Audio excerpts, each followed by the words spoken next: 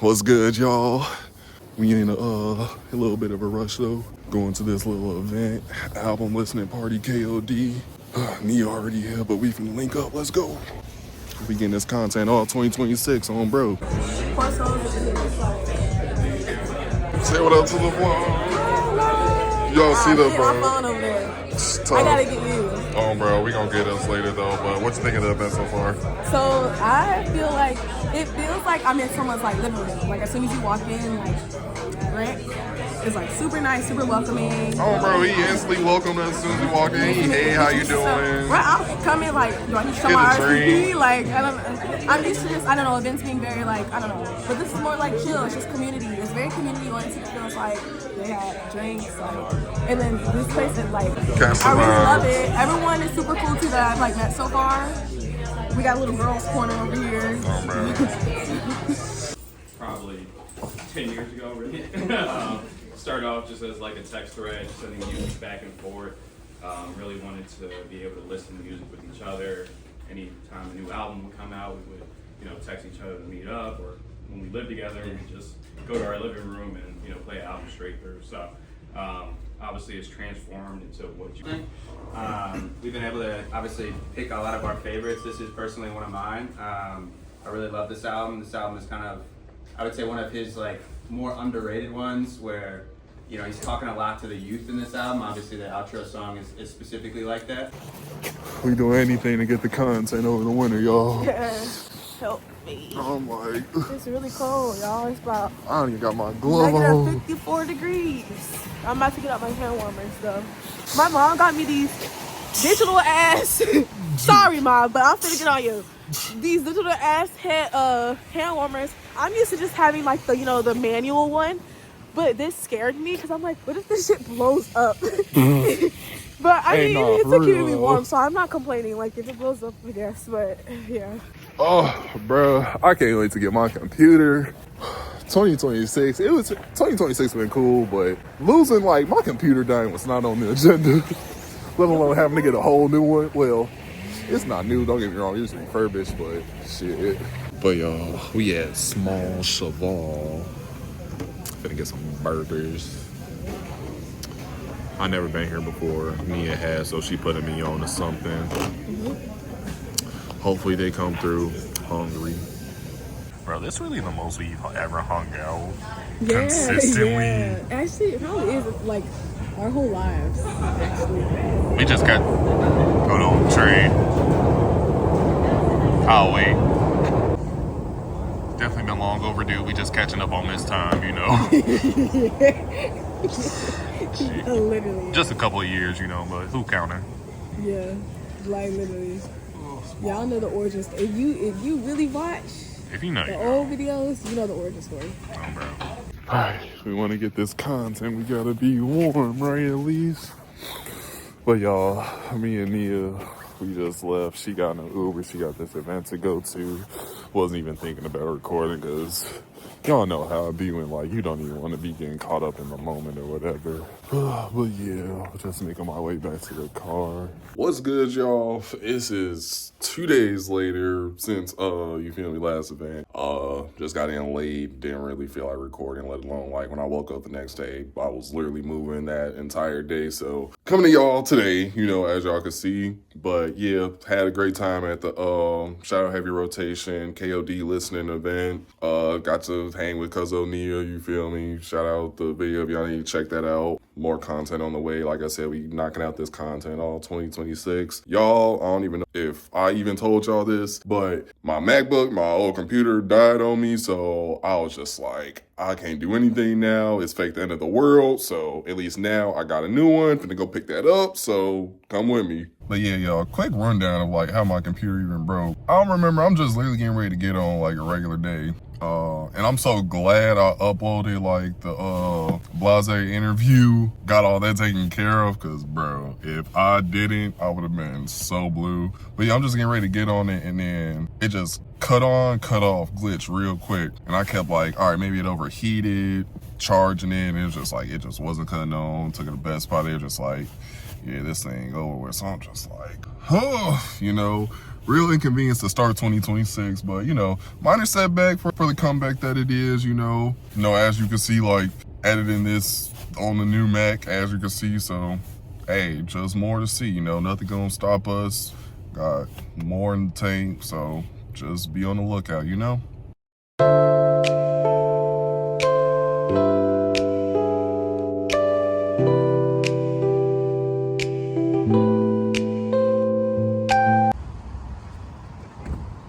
Got the new Mac, y'all. I got it out the box, and it is really nice, very like thin, light, like comparing it to like my other one. Fake looks smaller, but I mean, hey. But we finna get this set up, y'all, and then yeah. What's good, y'all? Literally just making all this into one, because I'm figuring just like, you feel me? Like, it was short at first, and might as well just make it all into one. But tonight, me and Nia, we are actually going to an open mic. Nia's doing comedy, so definitely can just come along for the adventure. We're gonna vlog, you already know how it is, but finna go scoop up Cuzzo. Yo, y'all, 5 minutes from like Nia's, and we're just gonna be in traffic, get to this show. Ooh, I ain't gonna cap, I'm kind of rocking with the concept of like doing like the mini vlogs and then probably just making it into like one big vlog, you know. But yeah, you know, we really just seeing where, not really the night is taking us. Like, we had something planned out, didn't work out, but you know, like, it ain't nothing to re-rock a plan, and then like, who knows, stuff could work out and better. But yeah, y'all see gang when we get back together. All right. Hey, if it's one thing about Chicago, you definitely gonna have to fight your way to get a parking spot. It wasn't even that hard for me. But we just got here, cuz already signing up, y'all. We meant to do, you know, here we are, but y'all know how it be. But y'all see me when we get enough.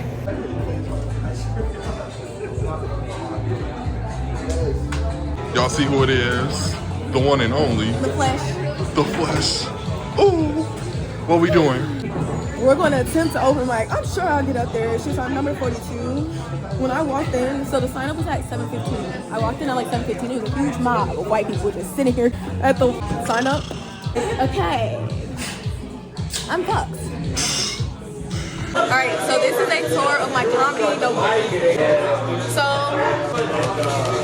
I use a composition notebook, which is not really the most always convenient because little books that they can just put in their pocket or put in a little small bag.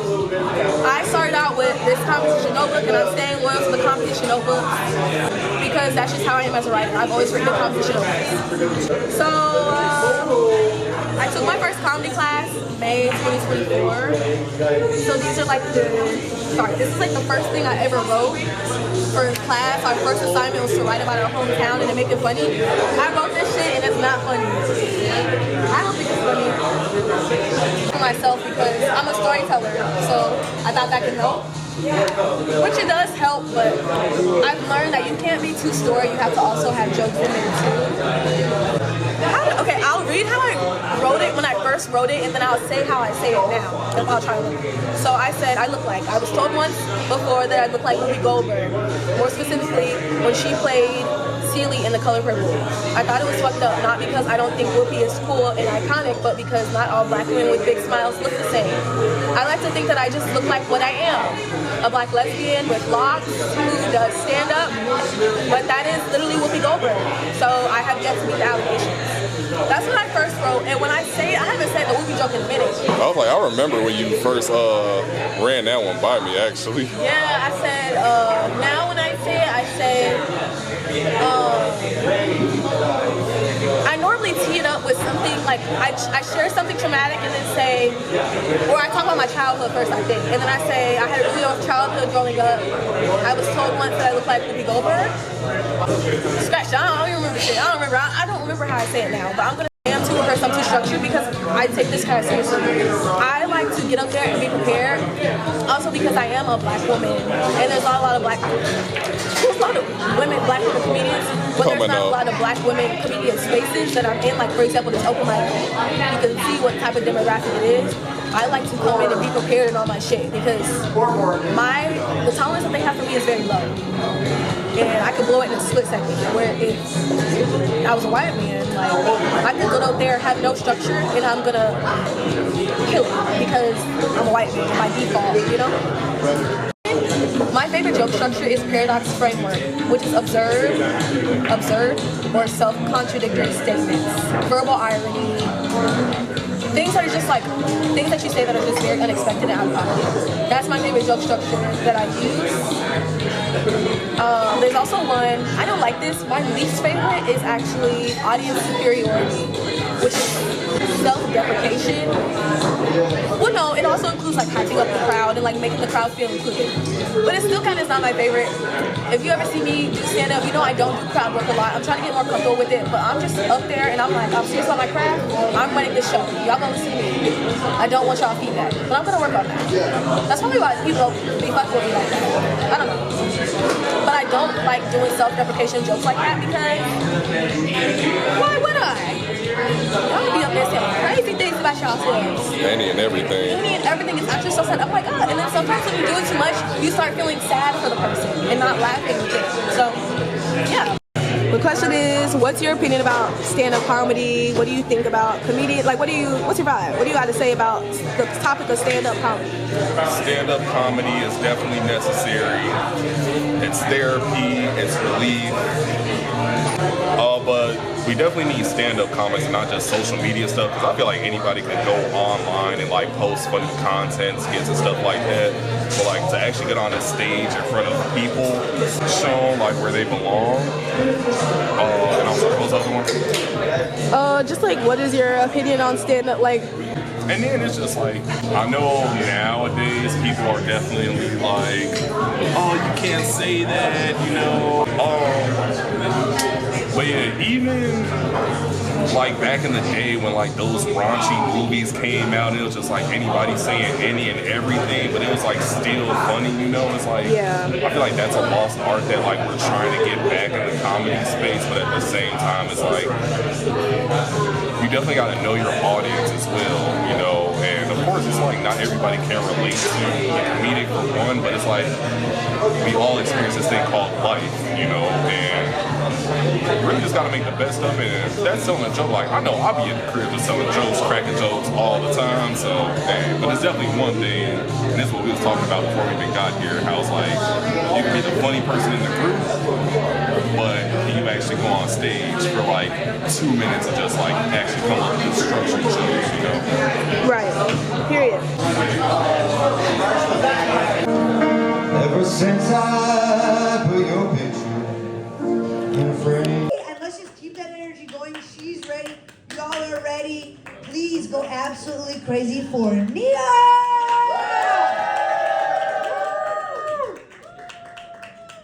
Hey y'all, my name is Nia. Thanks for waiting. First off, shout out to all the black people in the room. Yeah. It's only like what, 1, 2, 3, 4, 5 of y'all? We all cousins, honestly. Y'all were right. All black people are related. But happy Black History Month, of course. And if you're not black, I will be robbing you. Thank you. No, but it's been a really interesting month for me, Black History Month, because I've been experiencing some like outrageous racism lately here in Chicago. And I'm not talking like simple like Mel Gibson type racism. I'm talking like Cracker Barrel type racism.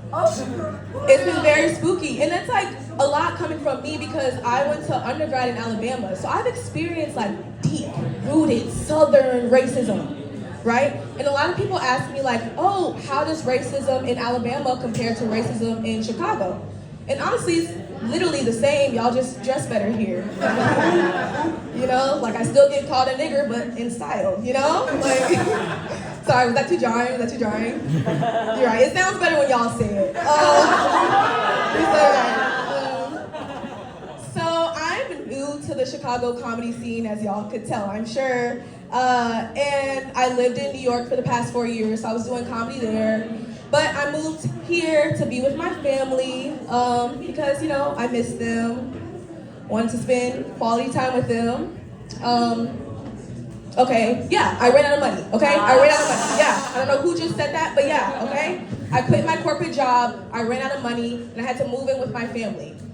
But I think it's okay, you know? I think it's a good opportunity for me because I'm like, you know, living with my family. I don't get to live alone anymore. I'm now like, you know, regulating my nervous system, you know, healing my relationships with them. considering committing fraud. I'm really going through the motions here. And I live with my niece and nephew who are 4 and 5, so like every day's a party. And one day I was talking to them about how I wear contact lenses, and my nephew was like, "What's that?" So I told him they're like glasses that go in your eyes. And he was like, "Oh, okay, so like you go to the optician for that." And I was fascinated by what he said, because I'm like, there are adults who don't even know what an optician is. And sadly, I am one of those adults. I had to Google what he was talking about. And then another day, we're in the backyard, and he's like digging a hole in the ground, and then he's like pouring water in the dirt, like making a little concoction. And then out of nowhere, he turns to me and he goes, "Soup is boiled salad." Soup is boiled salad. And I was just staring at him again, like in fascination, like, wow, not only is this 5-year-old boy like so smart, like so wise beyond his years, he's also high as hell. I'm very concerned. But honestly, I can't judge. I'm high too. Like, I got the drugs from him. Like, it's really okay. So I'm feeling vulnerable. I haven't really talked about this publicly, but I joined a church cult when I was in college. So working corporate was not my first cult experience. I don't really like telling people about it because I fear it would scare away the host. And then when people do find out, they say a lot of insensitive things. It's like when people find out that I'm a comedian. And they're like, "Give me a joke, come on, give me a joke, prove yourself to me, give me a joke, come on, come on." It's microaggressive, you know? Racist even. Like, y'all don't hold space anymore. It's really irritating. So how I ended up in a cult, since y'all asked. It's quite simple. Like, honestly, I just thought it was a normal church, not a cult. But I've since learned that they're the same thing, so it doesn't really matter. But the most heartbreaking thing about being recruited by a cult is like, okay, so like I make the perfect candidate for a cult, but not the perfect candidate for a full-time job? Got it, y'all's priorities is fucked up. And then I'll end with this. You know, it's Black History Month. It's important for me to share that I did graduate from a historically Black university. Yeah. Thanks. Or what we call an HBCU. And if you don't know, HBCU homecomings are a huge deal. So I went to my homecoming a couple years ago just to show everyone how high I've gotten. Progress report. And when I was there, I went to this restaurant off campus. And mind you, I already ordered for my food. I paid for it. And the guy at the register, he turns to me and he goes, "Hey, excuse me, you got Zelle?" And if you don't know, Zelle is like the best, like easiest mobile payment app to scam with. So he's like, "Hey, excuse me, you got Zelle?" And I'm like, "What for?" And he's like, "So basically, I get paid under the table, and I have no way to get my money into my bank account. So I'm gonna need you to Zelle me $100, and I'll give you $100 in cash." And if you don't understand scamming niggas, basically, he wanted me to Zelle him 100 of my real dollars in exchange for 100 of his fake dollars. Crazy, right? So it worked. But it's okay, I love supporting Black businesses. All right, thanks y'all, Nia. Keep it going for Nia. All right, clothes bar. No shade clothes. It's cool. No shade there. It's a white bar, but it is a white bar. It's okay. It's cool. Met some people so far, so good vibes so far. Yeah. So far. And so the mic setup is at 7:15. We put up at 7:50. I'm walking. It's a Conglomerate.